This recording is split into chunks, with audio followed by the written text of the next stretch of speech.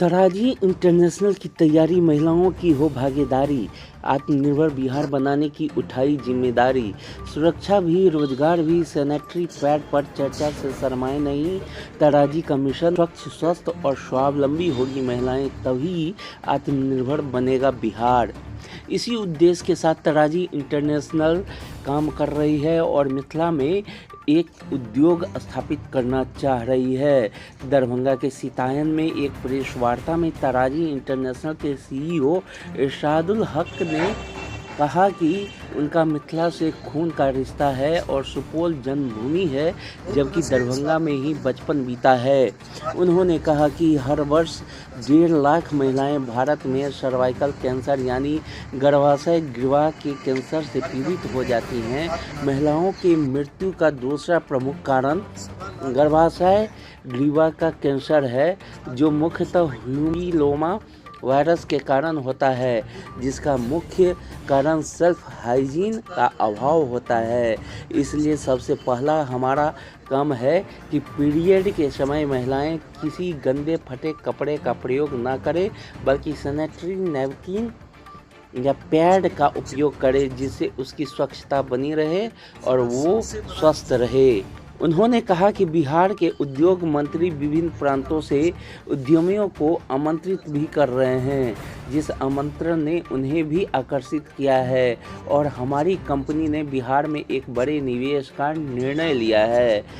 उन्होंने कहा कि 25 करोड़ के निवेश से लगने वाले मिथिला क्षेत्र के मधुबनी और पटना के बिहटा में यूनिट में सैकड़ों महिलाओं को तराजी इंटरनेशनल प्रशिक्षित कर उन्हें रोजगार प्रदान करने का रास्ता बनाएगी, जिससे महिला स्वावलंबी होंगी और बिहार को आत्मनिर्भर बनाने की प्रथम शर्त भी।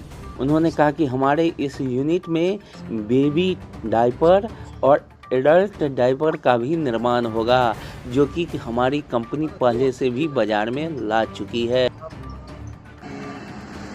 1.25 लाख औरतें जो हैं पूरे हिंदुस्तान भर में सर्वाइकल कैंसर से पीड़ित होती है और उनका डेथ हो जाता है। और इसका मूलभूत रीज़न यही है कि स्वच्छता जो है, हम सैनिटाइजेशन लेवल पे जो स्वच्छता जो महामारी के दौरान जो इस तरह का अपना व्यवहार रखते हैं अपने शरीर के, और जो हम सैनिटाइजेशन को यूज़ करते हैं, उसके इन्फेक्शन की वजह से ये सर्वाइकल कैंसर डेवलप होता है। और ये दूसरा सबसे बड़ा रीज़न है औरतों के डेथ होने का।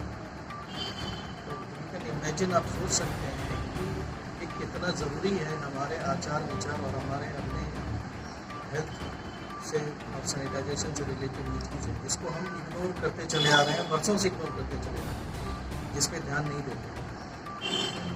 आज भी आप अंदर डीप इंटीरियर्स में या रूरल एरियाज़ में अगर आप चले जाएँ, वहाँ कोई सैनिटरी पैड का यूज़ नहीं है, इस्तेमाल नहीं है, सैनिटाइजेशन का कोई ख्याल नहीं है, बस कपड़े यूज़ कर लिए, पत्ते यूज़ कर लिए, रात यूज़ कर लिए। और ये एक बेसिक रीज़न है जिसकी वजह से this has become a second largest disease for a women, जिसकी वजह से यहाँ डेथ की संख्या इतनी ज़्यादा है। हमारा 2 ऑब्जेक्टिव है कि हम इस अभियान के तहत हम क्या क्या अचीव करना चाहते हैं।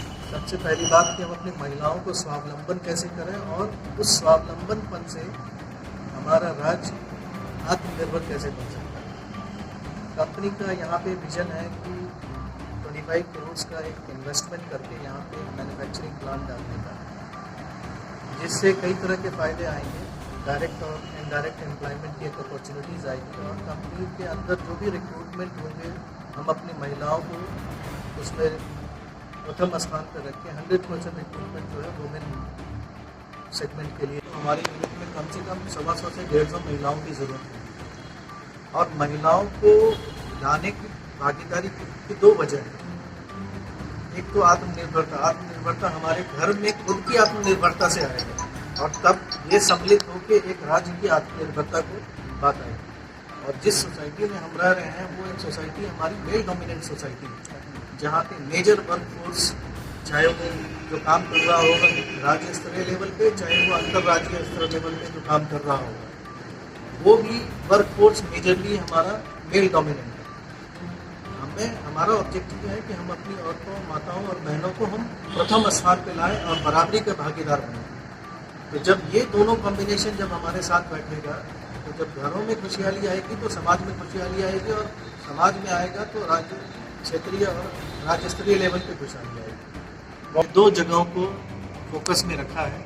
एक उत्तर भारत प्रांत, उत्तर राज्य प्रांत में जैसे मधुबनी एक जगह है जहाँ पे हमारा फोकस है कि वहाँ हम इस चीज़ को बिल्ड करें, या दूसरा हमारा गंगा पार, अगर हम साउदर्न पार्ट ऑफ बिहार में देखें तो बेटा एक इंडस्ट्रियल एरिया है जहाँ पे हमारा जो रेकी चल रहा है।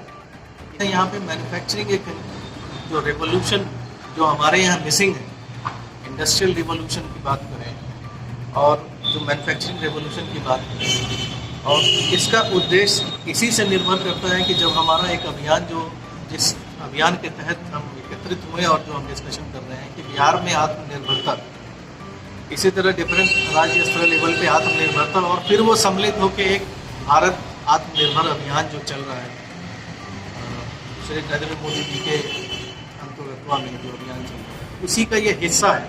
और उसी बिहार के आत्मनिर्भरता के हिस्सा के तहत हम यहाँ पे एक मैन्युफैक्चरिंग यूनिट हम डालना चाह रहे हैं, जिसके दो प्रभाव, डायरेक्ट एम्प्लॉयमेंट और इनडायरेक्ट एम्प्लॉयमेंट, और तीसरा सबसे बड़ा कि हम अपने घर की औरतों को प्रथम स्थान पे ला के हम उनको स्वावलंबन कैसे, सेल्फ रिलायंट कैसे बन सकते हैं। एज सिंपल एज इट, जैसे पहले भी मैंने कहा, चैरिटी बिगिंस फ्रॉम होम, तो self reliancy also begin from your home only.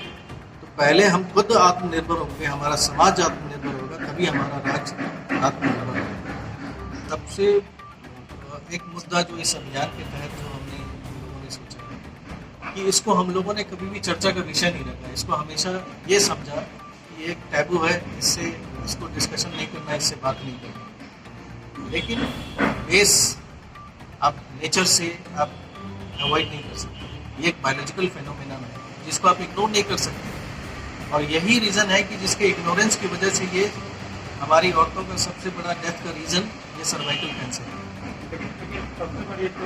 देखिए, जागरूकता को ही बढ़ाने के लिए सबसे पहला है कि आपका ऑब्जेक्टिव और विजन कैसा होना चाहिए। एक फुटप्रिंट जो है, सबसे पहला जो कदम आप रखते हैं वो कदम आपका डिसाइड करता है कि आगे आपका फ्यूचर कैसा हो रहा है और क्या करना है।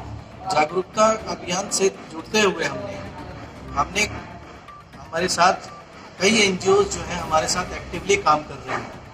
इस एनजीओ के अभियान के तहत हम रूट लेवल पे प्राथमिक शैक्षणिक स्थान जो है, सरकारी स्थान जहाँ पे है, उस लेवल पे वहाँ पे जागरूकता पैदा करना चाह रहे हैं। उन तक हम सैम्पलिंग के थ्रू पहुँचें, उनको अवेयरनेस जनरेट करें। हमारी जो आंगनबाड़ी के जो वर्कर्स हैं उन तक हम पहुँच के आगे फिर डाउन द लाइन हम उनको मैसेज क्रिएशन का काम कर रहे हैं, ताकि उन तक ये जागरूकता पहुँचे कि ये इसका इस्तेमाल ज़रूरी क्यों और क्यों करना चाहिए। जब एक बार ये समझ में आ जाए कि हाँ, it is one of the most important biological phenomenon, और जिसमें हमें क्लीनलीनेस, स्वच्छता का ख्याल रखना ही पड़ेगा, तभी उनकी ज़िंदगी अच्छी होगी और उनके परिवार की ज़िंदगी अच्छी होगी। सबसे बड़ी रणनीति अगर इस माध्यम की बात करें, ये सैनिटाइजेशन और सैनिटरी नैपकिन का, ये हाई वॉल्यूम का प्रोडक्ट होता है, कंजम्पशन बहुत यूज होता है, और इसमें सबसे बड़ा कॉस्ट फैक्टर लॉजिस्टिक का आता है। क्योंकि आज के भी डेट में हमारा राज्य और हमारा क्षेत्र जो डिपेंडेंट पश्चिमी राज्य क्षेत्रों पे या साउदर्न जो पार्ट ऑफ जो कंट्री है, इंडिया है, उस पर डिपेंडेंट है। वहाँ से माल आता है और हमारे तक यहाँ पहुँचते पहुँचते जो उसका जो